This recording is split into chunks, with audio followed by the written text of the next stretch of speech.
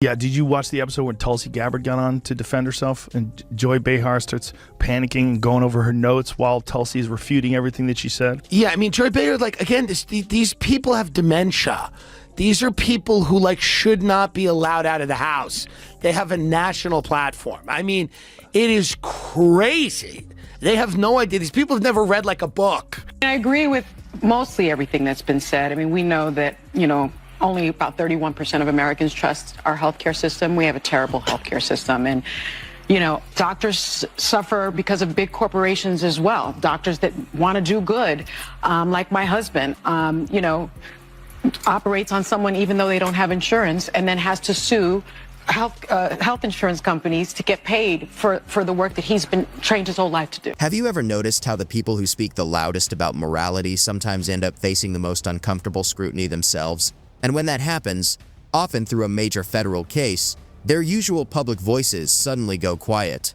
Now, one of daytime TV's most well-known legal commentators, Sunny Hostin of The View, is at the center of a serious situation tied to her husband and a reported $450 million fraud allegation.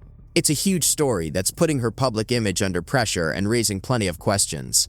And with reactions starting to come in from some of media's most unpredictable voices, things are quickly getting more intense. But life is random. The only word to describe it when a big game hunter gets trampled by an elephant and then eaten by lions is hilarious.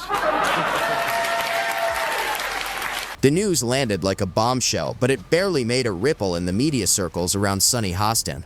Her husband, Dr. Emmanuel Hostin, a respected orthopedic surgeon, was named in a major RICO case tied to an alleged $450 million healthcare fraud scheme. This isn't a small accusation. It involves claims of large-scale billing fraud and kickbacks on a massive level. The scale alone makes it hard to ignore. Yet what stands out most is the contrast. A public figure who regularly speaks on ethics and accountability, now connected, through family, to a very serious federal case.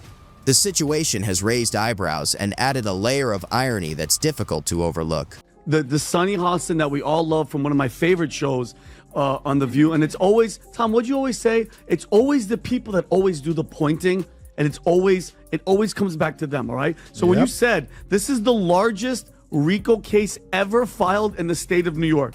You guys wrap that around your brain. That's bigger than the mafia case. Like the mafia one was number one. This one takes it over. So he was scamming insurance companies. Has to be, if you average out the View hosts, among the dumbest people on television. And so it's like they say the thing that people are thinking, but they say it very directly, so they expose whatever truth. But I don't think some of them are dumb. You don't think so? No, I don't think Sunny Hostin. You think it's deliberate? I think she's ideologically driven, and they have blinders on for sure. I don't think Sunny's dumb, but Whoopi is certainly not the brightest person. And what she just said just doesn't make any sense. It's just like so silly to say. It's not a well thought out. What's almost as striking as the alleged fraud itself is how quiet things became on The View. This is a show known for breaking down every scandal, political slip, and celebrity controversy in detail, often turning small moments into big discussions.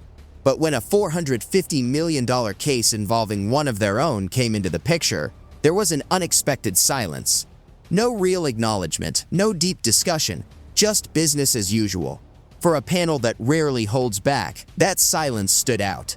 It raised questions about whether the same standards apply when the issue gets too close to home, and in the process, the quiet itself became part of the story. She is not implicated in the lawsuit at all, but it's just, I mean, Pat, you're married, Tom, you're married. If your husband's doing something, if he's allegedly doing something like this, you guys would know if your wives were up to some nefarious stuff. Let's just not forget who she is. She's been, for years, lecturing America about morality, inequality, systemic failures, and look at her track record. How many times has she had to go on in the past 2 months and look at the camera and do a legal apology for all the stuff that she said on the show? And then she also, on Trump's win, calling the loss because of uneducated white women that Trump won. We have to know that.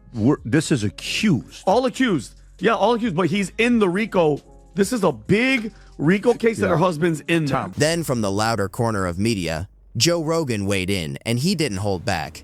Known for his long-form, no-filter commentary, he framed the situation as an example of the hypocrisy he often talks about. He pointed to the gap between someone who regularly comments on law and morality and the serious allegations tied to her husband. Rogan also called out what he saw as a muted media response, arguing that if the roles were reversed, the coverage would look very different and far more aggressive. To him, it highlighted a double standard, where accountability is demanded loudly in some cases, but softens when it involves familiar names. Beyond the details, his main point was about the silence and how it contrasts with the usual media reaction to scandals, which he found both telling and inconsistent. But it struck me that in the first segment you used the term woke, and you said that woke is what was sort of ruining everything. And I know that you're No, I didn't say ruining everything. I said that's why Trump could get reelected. That's why Trump could get reelected. So the term woke has been, in my view, co-opted by the right and weaponized and bastardized. And so I was surprised to hear you use the term, because historically, as you know, because I think you're quite brilliant, that woke is a word used by the black community to note that we must be aware of social injustices. But words migrate. And just as Joe Rogan was wrapping up his take, Bill Maher entered the conversation with a very different tone. Instead of going loud, he went sharp and measured, pointing out the irony in his usual dry, cynical style. Maher focused on how the situation clashes with Sunny Hostin's public image as a strong moral and legal voice on television. He didn't need dramatic language. The contrast itself was enough. From his perspective, it highlighted how quickly a carefully built public persona can be challenged when personal life enters the picture. He also suggested that reactions might look very different if the roles were reversed, hinting at a double standard in media coverage. Rather than attacking, Maher simply laid out the contradiction and let it speak for itself, emphasizing how selective outrage often becomes part of these kinds of stories. Hey, Megan, I get it. I also hate Joy Behar. So I don't love you, but I also hate that squawking bird. So I hate the whole thing. And frankly, that show, you want to talk about a show that set women back, is The View. You want to talk about that show. If the CIA is engineering, Antifa and fucking the Capitol riot, some crazy misogynist engineered The View, because there's nothing worse than The View. In terms of, like, there are so many brilliant women out there. None of them are on The View. None of them have gone near the set of The View. I mean, they have brought in the lowest tier of the, what is it, the Y chromosome? No, double The X. Okay. Double X. They brought in the lowest of the double X's for that one. It's rough. What makes this situation even more interesting is how two very different voices ended up landing on the same point. Joe Rogan and Bill Maher don't usually agree on much. They come from opposite sides of the media world and often clash on culture and politics. But in this case, both of them highlighted what they saw as hypocrisy and media silence around Sunny Hostin's situation. In their own styles, they pointed to the same contrast between public moral authority and personal circumstances, and questioned the lack of broader coverage. It wasn't coordinated or planned, just two separate reactions arriving at a similar conclusion, and that rare overlap is what makes the whole episode stand out even more, turning the silence itself into part of the story. I want to talk about Whoopi Goldberg because I got so many texts this week because she attacked me the week before. Sure. So everybody was like, oh, Bill, I get you're enjoying the karma. First of all, I'm going to talk about this at the end of my show next week, teaser. But there is no fucking thing as karma, okay? Get over that. Whoopi attacks me on a regular basis. She says stupid shit on a regular basis. They just happen to coincide. But can I just... Very strange show, but it's fun to watch. It's just fun to watch them. It's good entertainment. Yeah. Undoubtedly. Well, they're just, it's interesting because I think Sunny is very intelligent, but she's ideologically captured. Right. That's sort of, I think the other ones, there's a couple of the other ones, don't have to name any names, are just very dull-minded. But I think Sunny's not one of them. I think she's smart but captured. Sure, I think she came into it with an agenda. Of course. They do everything with an agenda. Yeah. The shadow of this scandal grows even heavier when you look at Sunny Hostin's past on The View. While this is her most serious controversy so far, she has previously faced public backlash and had to clarify comments made on air. Known for her strong and direct opinions, she hasn't shied away from controversial topics, which has sometimes led to criticism. One example was her reaction after Trump's election, when her comments about white women voters sparked debate. Now, those past moments feel different in light of the current situation involving her husband and a $450 million fraud allegation. The contrast between her confident public voice and the serious questions around her private life creates a widening gap that's hard to ignore, making the situation feel even more complex and exposed. But isn't it interesting that it's called, I mean, I don't think they meant this when Barbara Walters invented it a long time ago, but it's The View. Well, that's the problem in America. But there is one view, right, and one that's clearly true opinion, and everybody else can go sit in the corner. That's correct. I think that's not actually. This whole saga isn't just about one TV host or one major financial allegation, no matter how serious. It highlights a broader issue around accountability in parts of the media world, and whether the same rules are always applied fairly. When public figures who often speak strongly about ethics and transparency appear quiet when something close to them is under scrutiny, it raises questions about consistency and trust.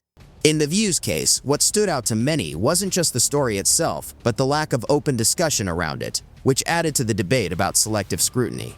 Commentators like Joe Rogan and Bill Maher, in their own different ways, pointed to this contrast, focusing less on the details of the case and more on what the reaction, or lack of it, says about media standards.